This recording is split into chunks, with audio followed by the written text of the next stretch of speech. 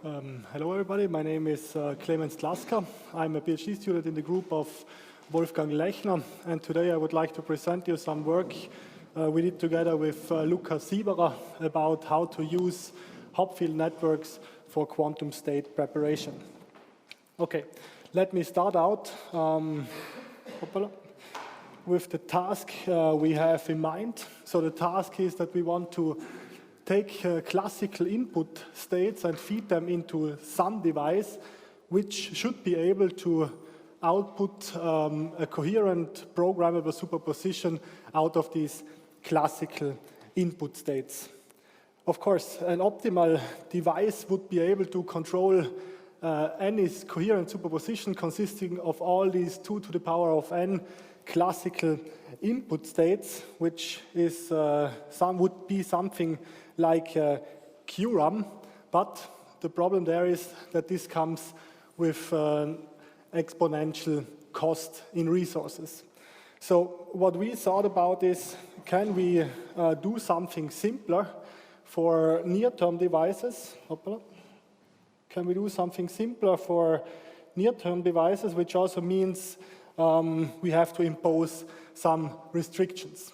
So for us, we thought, okay, can we design such a device where we restrict ourselves to a polynomial input, which transforms with polynomial resources, and for now, we would only like to program the probabilities or the squared amplitudes in front of every computational basis state here. Okay.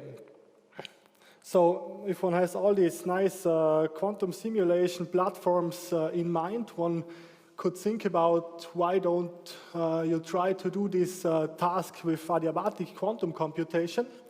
So what we have in mind is simply a linear switching schedule like this, where the problem Hamiltonian, where there is a driver Hamiltonian and the problem Hamiltonian, the usual annealing scenario where the driver, the system is initialized in the eigenstate of the driver Hamiltonian, which is slowly switched off and then transforms into the problem Hamiltonian, which is slowly turned on. Okay, so for us, this is a two-step protocol. First, we have to design the problem Hamiltonian. So the problem Hamiltonian for us has to be an Ising Hamiltonian which encodes these classical input states as degenerate ground states of this problem Hamiltonian. This is step one. So just to emphasize, okay, if I want to take these 3 bit strings here, I want to anneal in this ground state manifold over here, so I have to find an Hamiltonian where these arbitrary 3 bit strings here are the degenerate ground states of this problem Hamiltonian. So the first step of our protocol is, okay, find actually a classical Ising Hamiltonian for arbitrary bit strings such that these are degenerate ground states. And the second step of our protocol is, of course, how can we program these amplitudes during the annealing sweep into this degenerate manifold. And yeah, this is our second step there. Okay, of course, both of these steps come with their own challenges. The challenge in step one is that we want to realize such a protocol with only few body interaction. So, I mean, the naive approach would be to write down a problem Hamiltonian like this. So I have a projector on the bit strings I want to encode in the ground states, and everything else is energetically away. The problem there is if you want to translate this into sigma z interactions, then you need in general 2n local interaction terms, which is of course very unphysical. So, how to do this actually, how to solve this challenge, we tackled in this paper here. Okay. The challenge in step 2 then is how do we actually access these quantum paths during this annealing sweep in order to be able to program the superpositions. This is described in this earlier paper here, which I will start out now, and then later I will focus on the more recent work on the ground state design. Okay. But let me first start with a related problem, the problem of fair sampling. What is fair sampling? So fair sampling is the ability of an algorithm to find all cost function minimizing states with similar probability. So you can ask the question, what about the conventional adiabatic algorithm? Is this a fair sampling method? Okay, this is something Katzgraber, Treuer, and Kearns and so on looked at.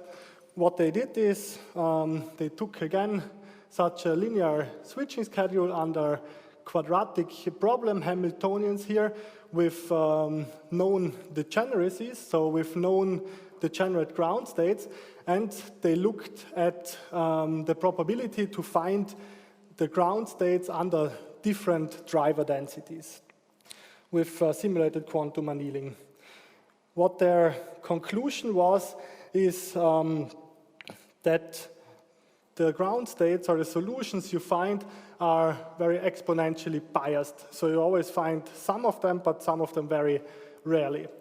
But if you increase the driver density, for example, first it was just a single X driver, now you increase a 2X driver, you put a 2X driver, then the things get a bit better, but still you don't find all the ground states with equal probability. So the conclusion of their paper was that conventional quantum annealing with non-sufficiently dense drivers is not a fair sampling method.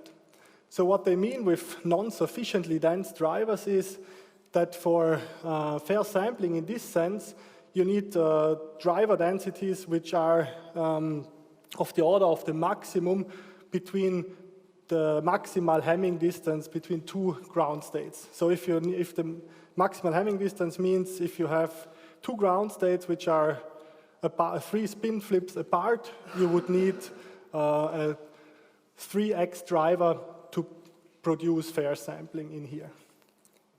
Okay.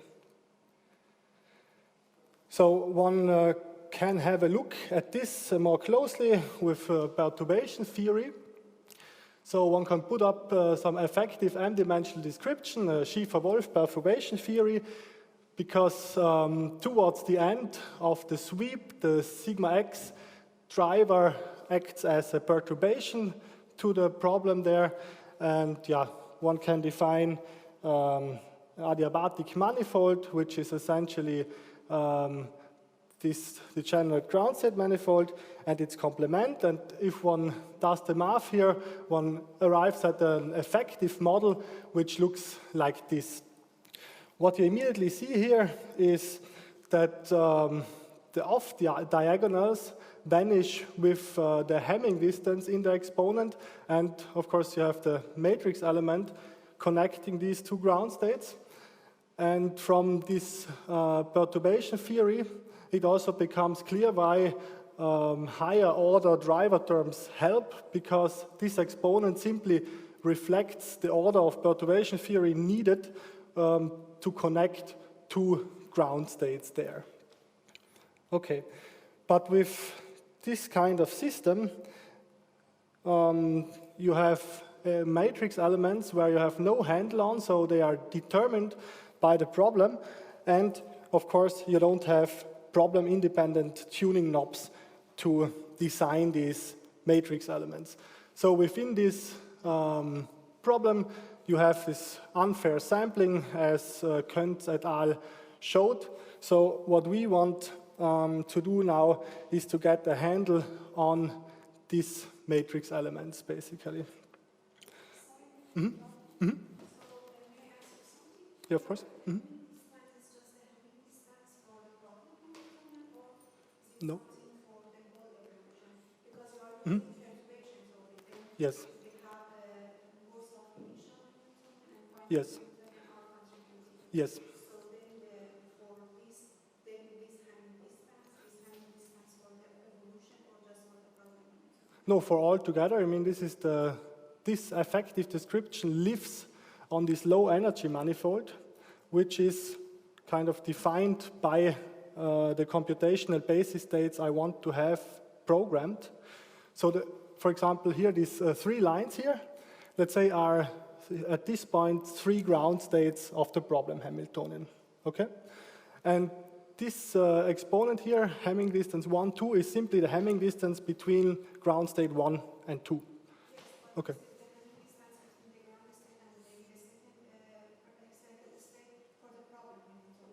No, this is when it comes out from the Schiefer-Wolf perturbation theory that lives on this adiabatic manifold. Or what? Mm-hmm. I mean, for the region where it's valid. I mean, it's a perturbation from, it's valid up to some point here because the driver needs to be a perturbation to the problem. So, yeah.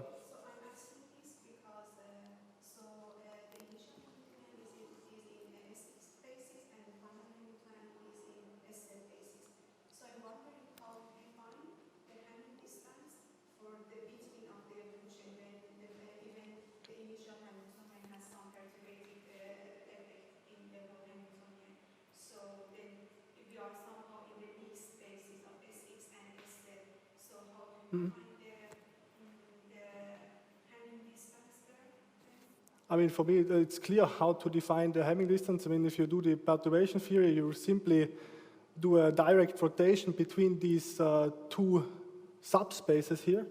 And I mean,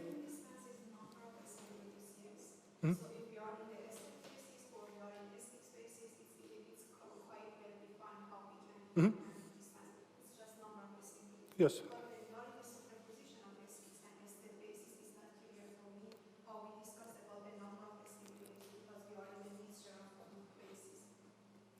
I mean, all of that is in the computational basis here. I mean, I don't, maybe we can discuss this later. Maybe I don't get exactly what's the point. Yeah.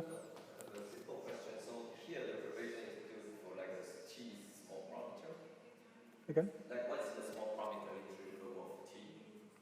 So it means like at some point the perturbation will break down. Yes. Correct. Yes. So you can see the perturbation is going on from here to there, if you want to say, because like the driver is large at the beginning and goes down, so it's valid from somewhere here to there. So from these 3 subpoints, I will come to this in a second. Okay. Any more questions? Okay. So, as I said, we are aiming at something simple, maybe interesting for implementation. So, adding these higher order driving terms is not a solution for implementation. So, we want to think about if there is still a way to program these superpositions to some extent with single X drivers. So our strategy to do that is that we take now this logical problem into a lattice gauge encoding and use these new degrees of freedom for accessing the matrix elements I showed you before. Okay, this lattice gauge encoding is something you're most likely familiar with already, but I will walk you through a bit. So this is something where the logical problem is parity encoded into a physical problem like this. So you take the original spin glass and you encode the relative orientation of pairwise logical spins into a new physical spin, what you want to realize then. So what you gain here is that you come from all-to-all connected to local interactions to local fields only. But the problem there is that, of course, it's you enlarge the Hilbert space from 2 to the power of n to 2 to the power of n squared. So there are, of course, states in the new system which have no correspondence in the original one. So you have to energetically penalize these unrelated states, which you can do with such four-body terms on a plaquette as depicted here, which gives you a nice architecture which can be easily constructed with these kind of rules, always like plaquettes and 4 local plaquettes and local fields only. So let me a bit elaborate on this term here. So what I said is that, of course, you enlarge the Hilbert space and you have to constrain these unphysical states. For example, if you have now the new system a spin configuration like this, let's say between 1 and 2 spin down, and spin up, then you will encounter such situations where you cannot fulfill the situation in the original spin glass. So you have to somehow energetically penalize these situations in the parity encoding scheme. So what you want to have is that these original 2 to the n logical spin glass configurations are also the ground states of the new system, but these 2 to the power of k minus 2 to the power of n unphysical states should be separated. And this can actually be done with conditions on closed loops where the number of spin downs has to be even or 0, which is exactly this kind of, or can be realized with these 4-bodied terms on these local plaquettes here. Okay. So the system we are interested now is this one, as I said, and let me shortly emphasize why this is now interesting for us, or why I always said that we have now new tuning knobs on the system. So what is done here is that the original problem is encoded in the ground state of the new problem, and the unphysical states are separated by these constraint terms here. And we can say this is a gauge invariant system because the problem we are interested in is independent of these constraint values C. And this we want to use now to design the quantum paths. Okay. Okay, so what changes now? This is again the slide I showed you before for the original spin glass situation. So if I translate this to this LHZ picture, the Hamiltonian looks like this. What changes here is then, of course, the matrix elements suddenly depend on this gauge variable C, and we switch from a problem which has no problem-independent tuning knobs to something which has problem-independent tuning knobs, and this we want to use now to be able to overcome this fair sampling problem in this system. Okay. Quick question. Mm-hmm. So how to tell what spins are physical and which one is non-physical? Is it like you introduce by hand other degrees of freedom? Exactly, yeah. So the later part sigma, the 4 sigma product, can I try to understand there are some 4 tau spins like other spins, like the green ones? Again? Yeah, like you take 2 spins of them. This is the logical problem. And you encode it into the parity of these 2, you encode in a new qubit, which you want to realize in the lab. And then you increase the Hilbert space from n to n squared, and then you have to do something on these states which have no correspondence in the original logical problem. So the right-hand side, the sigma, are not the same as the left-hand side sigma? Again? Yes, yes. This is like... Okay, I didn't put the tilde there. Yeah. Mm-hmm. Mm-hmm. Mm-hmm. Okay. So, okay, to understand a bit how we want to program now these amplitudes, let's have a look at this, at the sweep. So this sweep will be not a fully adiabatic process because we anneal into a degenerate ground state manifold, so it will be an adiabatic diabatic process. So up to some freeze-out time, the system will evolve fully adiabatic, and after this freeze-out time, the system will remain in the instantaneous ground state there. Okay, so the idea is that we design or these constraints at the sweet point or at the freeze-out point TD here, such that we have a handle on the programmability of these amplitudes.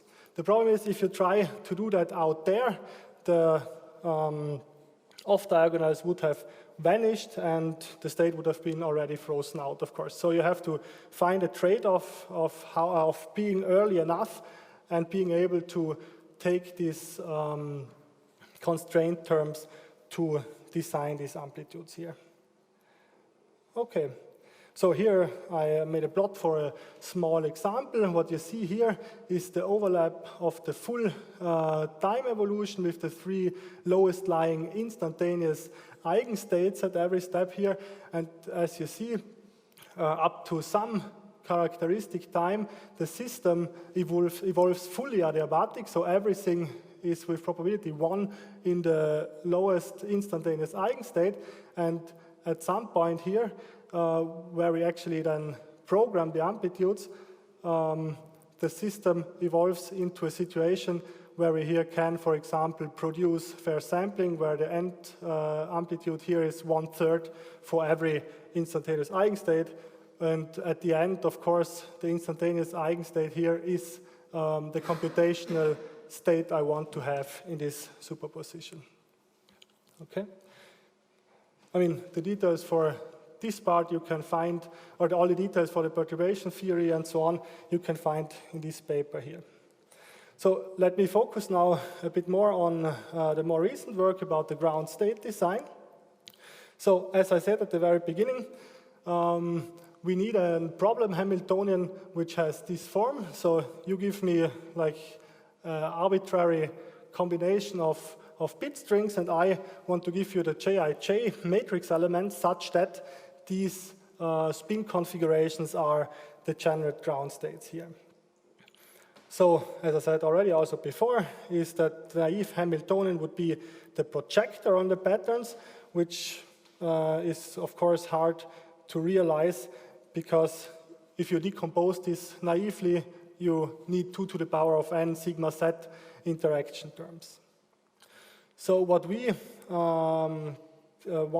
what we came up with is now a method to do this in some boundaries with low k local logical Hamiltonians. Okay, so it's also clear what is our figure of merit for our problem here is we want in the end actually an Hamiltonian where the ground states are, or the energy bandwidth of these stored patterns is small compared to the separation of the bulk. So we are happy if we achieve such a situation where we have a quasi-degenerate system. Okay. For doing so, we kind of misused Hopfield network theory in a kind of unusual setting. So storing arbitrary bit strings in the energy landscape of an Ising spin glass strongly resembles the notion of learning in Hopfield networks. So what is a Hopfield network? It's simply an all-to-all connected Ising spin glass like this, where you impose some certain learning rules in order to get the patterns you want to learn in the low energy manifold or in of this system. So the most prominent one is certainly the Hebbian learning rule, which is simply inner product rule if you want, and it's constructed like this. For example, if you want to store a single pattern like this, how you construct this matrix element between, for example, these 2 spins is that you simply take the bit value of spin 2 and spin 5 and multiply it, and then you have the Jij for the connection 2 and 5 here. And of course, this doesn't work only for a single pattern. This can be summed over for many patterns big M. And yeah, this comes somehow from this neural network community where they first tried to model how neurons maybe work. it comes from this neuronal plasticity, where they say, okay, that neurons that fire together wire together. And of course, you can extend that to higher order terms, and yeah, then you are able to store more and more patterns, but we want to restrict ourselves to relatively low k-local Hamiltonians here. Okay. So, Hopfield network, as I said, it is used to store the bit strings in the energy spectrum, but as local energy minima. So this construction ensures that the bit strings you want to store are local energy minima with respect to the Hamming distance. Here you see like a spin system, a logical spin system of 10 spins, where I chose 20 arbitrary bit strings, and the k-locality here is a 2 and 3 body interaction. And if you do this Hopfield construction, you end up with a spectrum like this. So the color coding here is the Hamming distance. So 0 means Hamming distance 0 to all of the stored patterns. 1 means Hamming distance 1 to any of the stored patterns, and so on and so forth. And what you see is that the stored patterns are kind of local energy minima with respect to the Hamming distance. And the nice thing about this Hopfield network is also that it poses some kind of Hamming distance dependent energy ordering onto the system. So there is somehow a separation between states which are close in Hamming distance and farther away in Hamming distance. And in this neural network theory, this is called basin of attraction. Okay. But so far, so good. This situation would not be enough in our case. We want to have essentially global energy minima. So we came up with a variational scheme where we do additional relearning and unlearning on top of this Hopfield construction. So first, we do the normal Hopfield thing, and then we try to perturb the energy spectrum such that you end up with a situation where these patterns are really the more or less degenerate ground states and separated to the rest. Okay, I mean, it relies basically on two crucial moves in there. So you could think I do simply additional relearning of an individual pattern. For example, I could take the highest lying learned pattern here and shift it downwards via additional Hebbian learning. So you do on top of this original Hopfield JIJ matrix element, you do a Hebbian learning step only, for example, on this pattern here. This is one move you can do. The nice thing here is that if you do that within the Hopfield construction, you can somehow shift these things without perturbing the rest too much qualitatively. Okay. So the second move is, of course, you can do unlearning of patterns you don't want to have down there. So that simply Hebbian unlearning means you just change the sign of the Hebbian learning rule. Hoppala. Of the Hebbian learning rule here, and this one, which means you can shift this pattern up without perturbing the rest very much. So if you do that in a variational fashion, you can iteratively do that, and then you nicely see that you end up in a situation where you separated the energy spectrum such that you have in the end these JIJ matrix elements which give you the wanted patterns as quasi-degenerate ground states here. Okay, what you also can see here throughout this iteration, this Hamming distance dependent energy ordering didn't change so much. This is something we exploit during our variational re- and unlearning algorithm, because, of course, to decide on what's the gap here, you have in principle to calculate all the 2 to the power of n. That's the Hamming distance encoding. So the red points here are the points I want to have, the configurations that I want to have in the ground state, the configurations I want to learn, okay? Red means Hamming distance 0 to any of these stored patterns. Green means Hamming distance 1. So all of the green symbols here mean that you can come with a single spin flip to one of those patterns you want to have in ground state. And orange means 2, and so on and so forth, okay? Yes, and as you can see, this ordering is at least qualitatively preserved here, which gives us an advantage in terms of being able to compute these things also for quite large systems, because if you have to decide on what's the gap here, in principle you have to calculate all the 2 to the power of n energies every iteration step. But since this is nicely ordered in Hamming distance, you can restrict yourself to a maximal Hamming distance h, which gives you an increase in the computational efficiency from having to calculate 2 to the power of n energy states to n to the power of maximal Hamming distance states per iteration. Okay. We also looked at the capacity of our approach.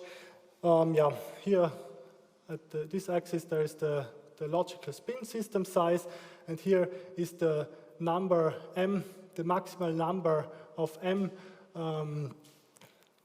different arbitrary spin configurations which one can store with certainty here. And as you see here, the blue line is single and two-body Hopfield network. The green line is single, two, and three-body Hopfield network.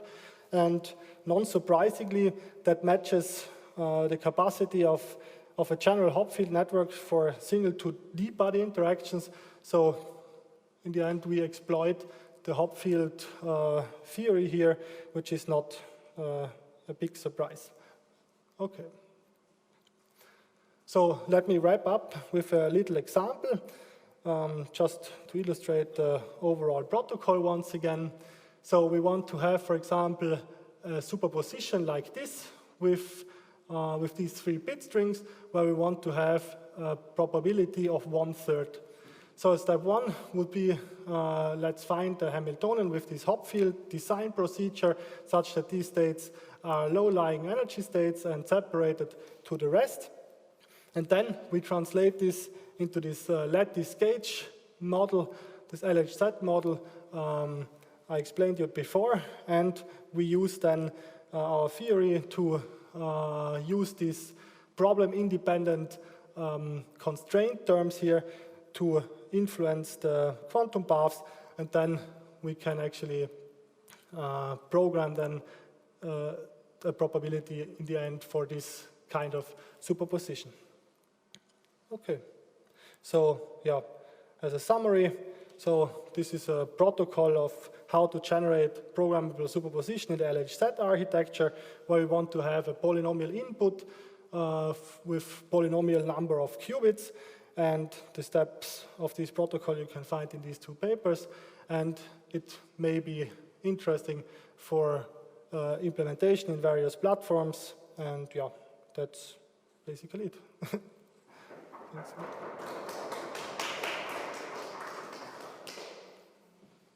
So indeed, I had a question which is just the last part of the last slide. So what do you see for implementing of this? So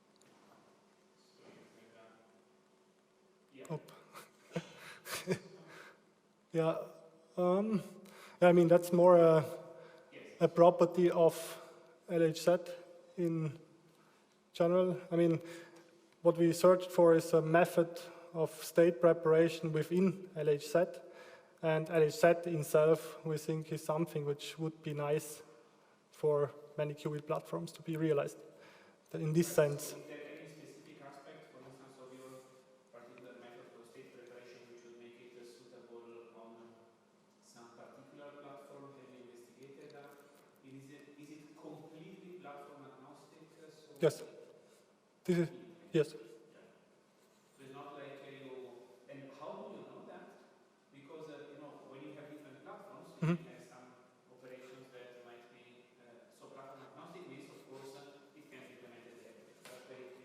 Yes. But have you investigated whether, you know, the particular encoding that you're using might be more, you know, friendly, more convenient, more efficient in one platform or in the other?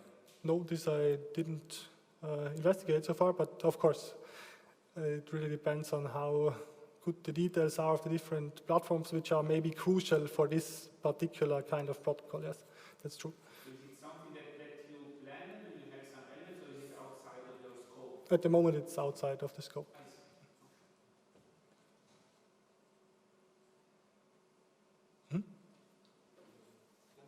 Have you thought about expanding into the digital set? Do you think it will be useful if you rewrite it as some digital protocol? Because it's you need this subroutine of preparing the superposition Yes. of states to do some later. Yes, of course. I mean, you can, since it's an annealing architecture, we thought about this way here, like naively, of course. But yeah, there's no restriction on that. You can do similar things digitally or whatever. I cannot see how to do that with Hopfield networks in particular, but yes. In principle, you think it can be more? This exact protocol, you mean? Or state preparation with gates in general? You said it's better than QRAM, so do you think if... No, I didn't say it's better than QRAM, but QRAM is something very much more general than this, but that would, of course, need exponential things for, yes. Second question, have you thought about quantum supremacy With this? No. Because in principle you can, like if you create large superpositions and you have many amplitudes and you create them at random, that's what you need to do. So Yes, no, we haven't thought about this. yeah, so you build Hopfield network which Yes. randomly prepares a superposition, and the larger it gets, the more difficult it is to... Yes, good question. No, I haven't pursued this idea so far. By the way, everybody has probably seen that since yesterday, Google no longer has quantum supremacy. They're going to make the big announcement tomorrow. And yesterday, IBM posted a paper on the archive showing like a simulation of 54 qubits. So, we've been learning.